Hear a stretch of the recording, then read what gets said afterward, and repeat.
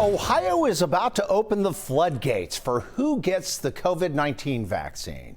Good evening, I'm Dwayne Pullman. Thanks so much for joining us.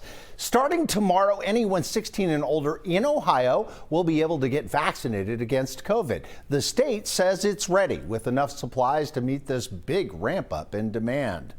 Local 12's Christian Hauser takes a look at this big moment in the battle against the pandemic. The Cintas Center will be hosting a mass vaccination clinic starting later this week. It's hoped to get 5,000 people a week vaccinated here. Even with all those appointments, they're sure to fill up fast. And starting tomorrow, everyone 16 and up in Ohio is eligible for the vaccine. The state gets more than 570,000 doses this week, the most so far. But in some places, DeWine says they were not able to get the vaccine out into the community as quickly as they'd like. The way we've tried to fill the holes so far has been by expanding pretty rapidly the people who are eligible.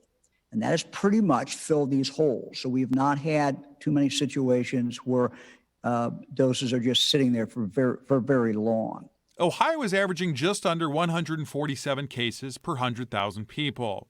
That's up slightly from last week.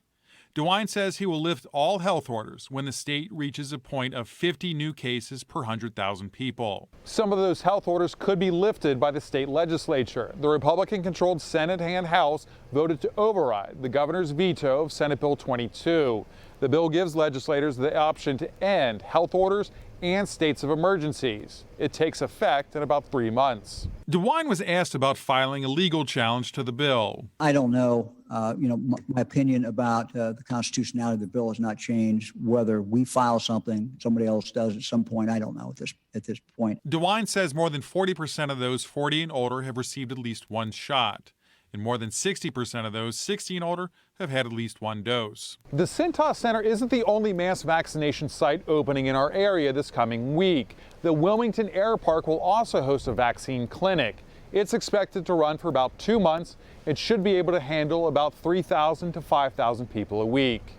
In Evanston at the Cintas Center, Christian Hauser, Local 12 News. And just in case you're wondering, right now Kentucky allows anyone 40 and older to get the vaccine.